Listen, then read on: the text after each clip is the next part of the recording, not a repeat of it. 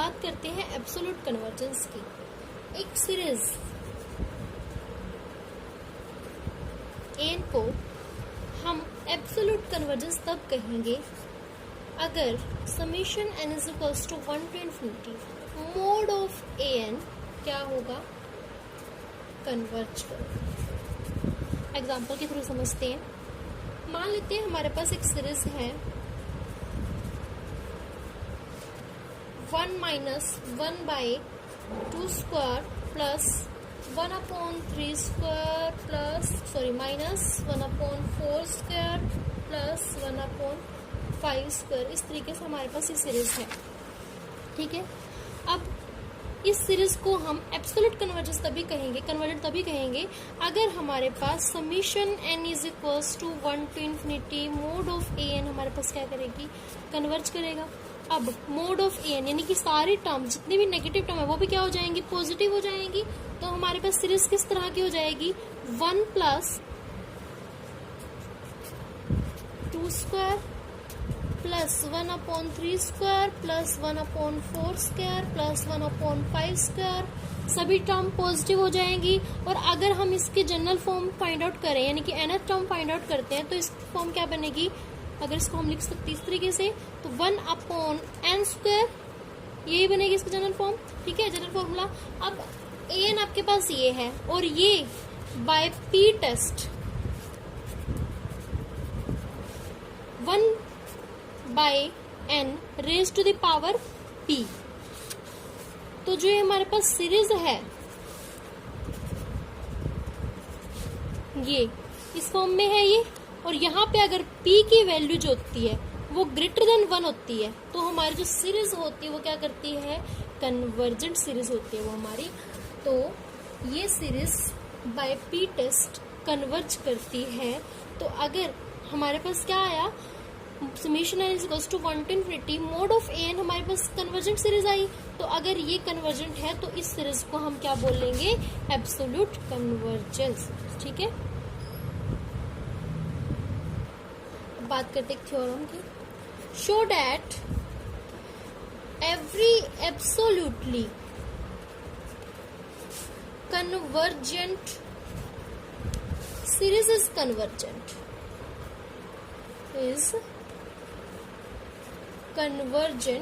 is the converse true if not show by an example।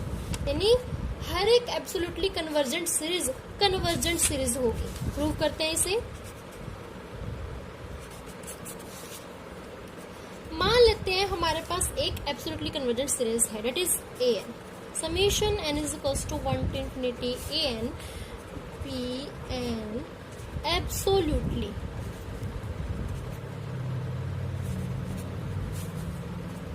Convergent series.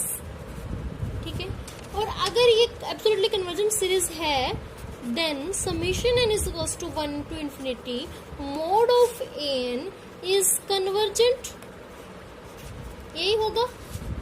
ठीक है, और अगर एक सीरीज हमारे पास कन्वर्जेंट सीरीज होती है तो by Cauchy general principle of convergence, जो कि हमने थर्ड चैप्टर में किया था 3.1 की फर्स्ट थ्योरम है Cauchy general principle of convergence, उसमें क्या होता है, for given epsilon greater than 0 there exist a positive integer m such that, क्या होता था हमारे पास, mod of Sn minus Sm less than epsilon for all n greater than equal to m।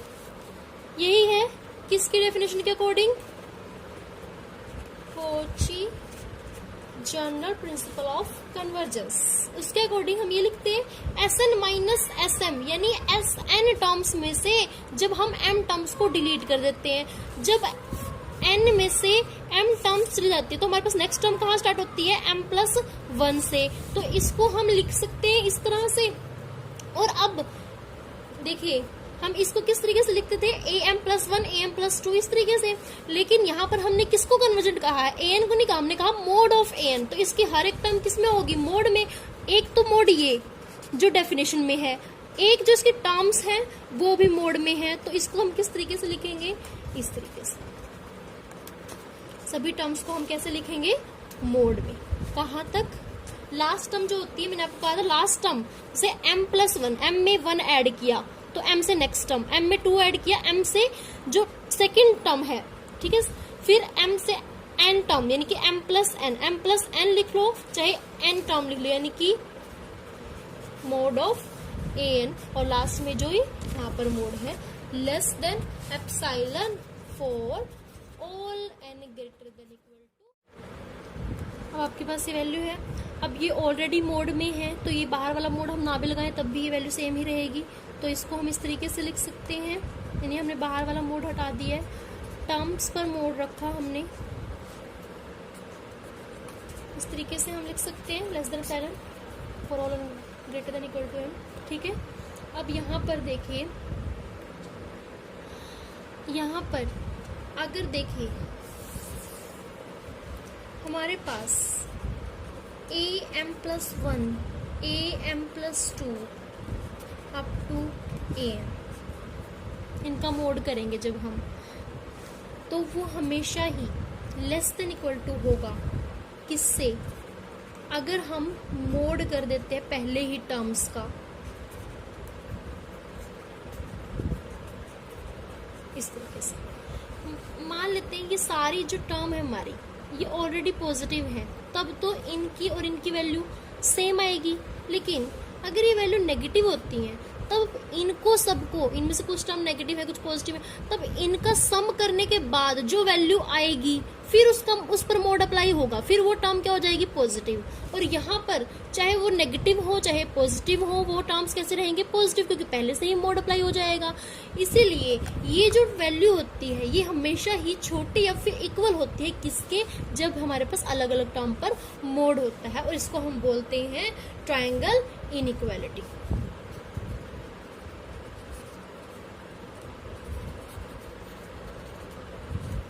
ठीक है, तो बाय ट्रायंगल इनइक्वालिटी हम इसको इस तरीके से लिख सकते हैं, और ये वैल्यू आपके पास क्या है लेस देन एप्सिलॉन, तो यहाँ पर लिखेंगे it is less than epsilon. देखिए ये इससे छोटा है और ये लेस देन एप्सिलॉन है, यानी कि ये वैल्यू भी हमारी लेस देन एप्सिलॉन आएगी, तो लिखेंगे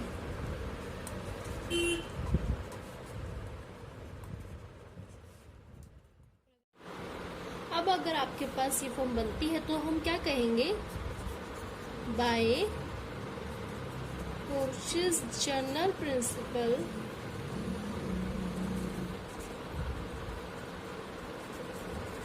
ऑफ कन्वर्जेंस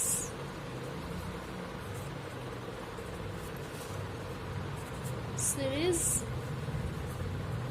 इज कन्वर्जेंट।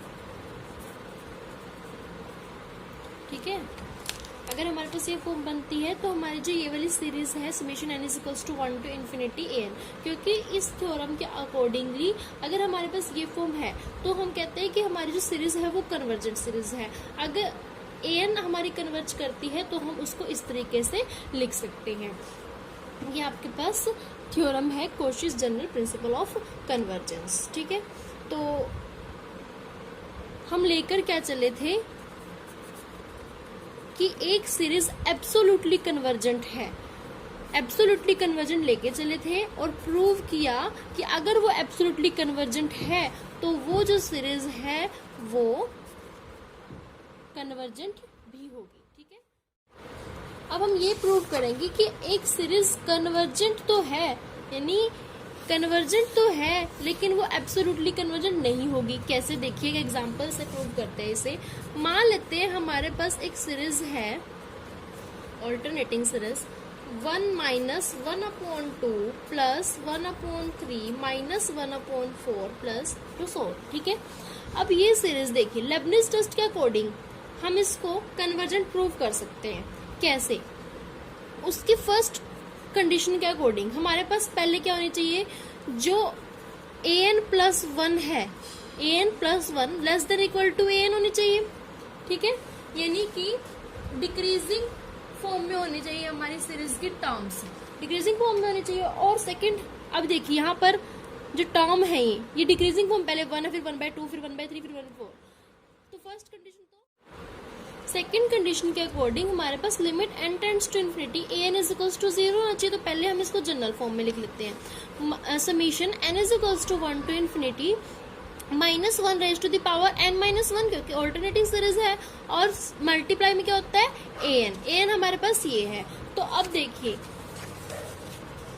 हमें क्या फाइंड आउट करना है, limit n tends to infinity an is equals to 0। अब an क्या है आपके पास, इसके जनरल फॉर्मूला क्या बनेगा nth टर्म का, इसको हम 1/1 लिख सकते हैं, तो 1/1 फिर 1/2 फिर 1/3 1/4, तो क्या होगा आपके पास 1/n। तो an क्या है आपके पास 1/n। तो limit n tends to infinity 1/n। अब जब हम इस पर, ये हमें प्रूव करना है इज इक्वल टू 0, जब हम यहाँ पर n को इन्फिनिटी अप्रोच कराएंगे तो 1/∞ इज इक्वल्स टू 0, यानी हमारे पास क्या एक्सप्रेशन आया है, limit n tends to infinity an is equals to 0। तो लेबनिज टेस्ट के अकॉर्डिंग हमारी दोनों ही कंडीशन सेटिस्फाई हो चुकी हैं, तो ये सीरीज क्या होगी, कन्वर्जेंट सीरीज। ठीक है, क्योंकि ये डिक्रीजिंग सीरीज भी है और limit n tends to infinity an is equals to हमारे पास क्या है 0। ठीक है, अब हमने ये तो प्रूव कर दिया कि ये जो सीरीज है वो एक कन्वर्जेंट सीरीज है, लेकिन अब हमें ये प्रूव करना है कि ये एब्सोल्युटली कन्वर्जेंट नहीं है। वो कैसे, देखिए अगर हम इसी सीरीज का मोड लेते हैं तो क्या लिखेंगे, summation n is equals to 1 to infinity mod of an is equals to 1 + 1/2 + 1/3 + 1/4 up to so on. ठीक है, यानी कि सारे के सारे जो टर्म्स है हमारी सीरीज की वो हो जाएंगी पॉजिटिव। तो लिखेंगे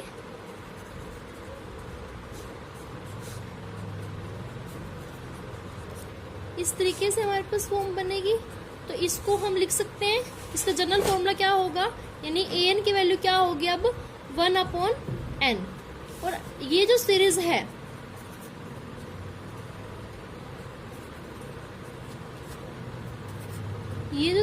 आपके पास 1/n raise to the power 1 by p test. अगर आपकी p की वैल्यू जो होती है वो 1 होती है तो हमारे पास जो सीरीज होती है वो क्या होती है, एक डाइवर्जेंट सीरीज। तो यहाँ से हमारी जो सीरीज है वो कैसे होती है, डाइवर्जेंट।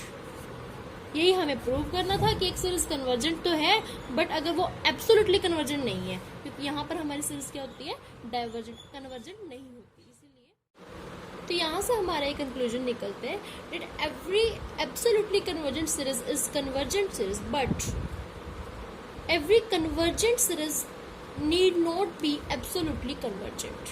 ठीक है।